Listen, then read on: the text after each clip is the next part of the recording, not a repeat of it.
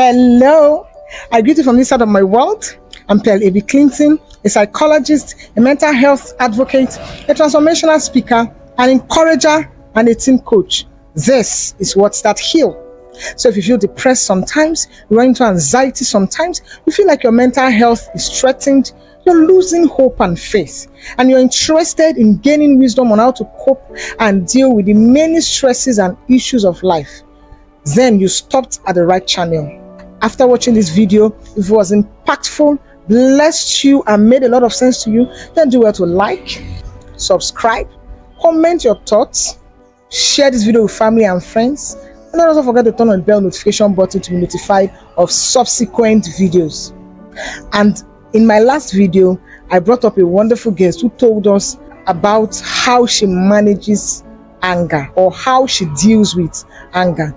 So today I have another great guest with me, and I hope your ears will be open to listen, because I know that you'll be learning a lot from my guest today. So just sit back, relax while I bring up my guest, and let the conversation continue, okay? So people, I have my great guest with me today, and this is my second guest on our subject, dealing with anger issues. So sir, please introduce yourself and then tell us how you deal with anger whenever you're angered. All right. Hello viewers. My name is Joshua B. Ogaba. So how I deal with anger?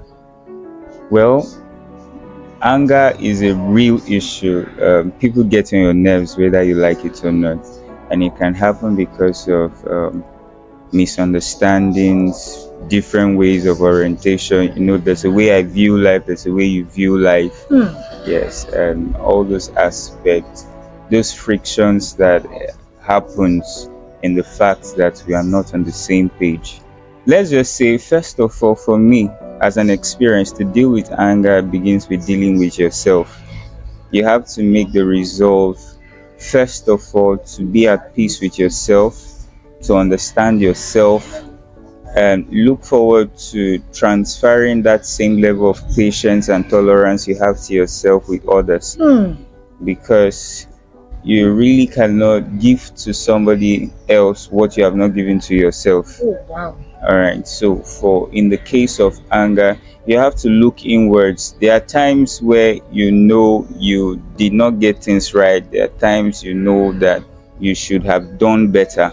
You know, transferring that kind of mindset, that orientation, worldview, in applying with people you relate with. Over time, you begin to work with them, partner with them, based on how you think their current level of limitation is. Okay, so for somebody may be angry. You don't know his past, you don't know her past. All right.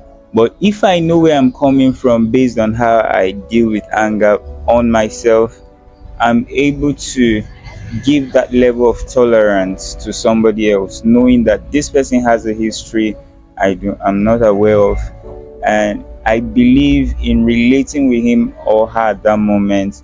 I need to cut some slack. I need to lower certain standards until we are at peace to discuss the issues amicably. Yeah. So for now, yes, thank you. Wow. Jesus, this is very explicit. But this is what I got from what he said. He said, in dealing with anger, for him, he had to understand that people come from different backgrounds and people come from different levels of life. So at the end of the day, he's saying that you have to learn how to tolerate people the way you would tolerate yourself when you go out of expectation of what you're supposed to do and what you're not supposed to do. You have to be able to be patient with people as much as you're patient with yourself, and until you are able to understand the other person and the other person is able to understand you, and there's enough peace to discuss the issues that brought about the anger in the first place. So that's what he said. And I hope you listened and you got all he said, because I didn't say everything. I know people have sharp ears and used to pick every point. So I hope you picked all the points he said today. So, sir, what is your last word to people that may be having anger issues and are looking for ways to escape from it, or they are really tired but they don't know how to deal with it? What do you have to say to them? Scripture says there's no temptation that has come to man that is not common to man, but in every way God always makes a way of escape. Now, this is my point from that scripture. It states that whatever your current level of anger is, you are not the first person at that level. Okay. Someone has been there and has overcome it. Or even worse. Or even worse, yes. In fact, if you hear some people's anger issues, you think you have never been angry. And some of those persons have also been able to overcome that anger. I had anger issues. I could keep pain in my heart for long. But when I listened to certain persons, how freely they were able to let go of the offense so quickly, I think I gained a lot. So in order to handle anger, learn from people who have had anger issues and have overcome it. There are actually principles. That problem is not beyond what you can handle. There are known ways to break free from anger. If it needs to talk to somebody, if it means to pour out your heart to a counselor, even if it means prayer, you can pray and ask God to help you. Over time, you just see it may not stop at once, but you just notice you keep getting better. So there is a man I respect so much. His name is Pastor Jimmy Evans, and he was talking to married couples. And he was like, there is nothing wrong with today's anger, but there's everything wrong with yesterday's anger.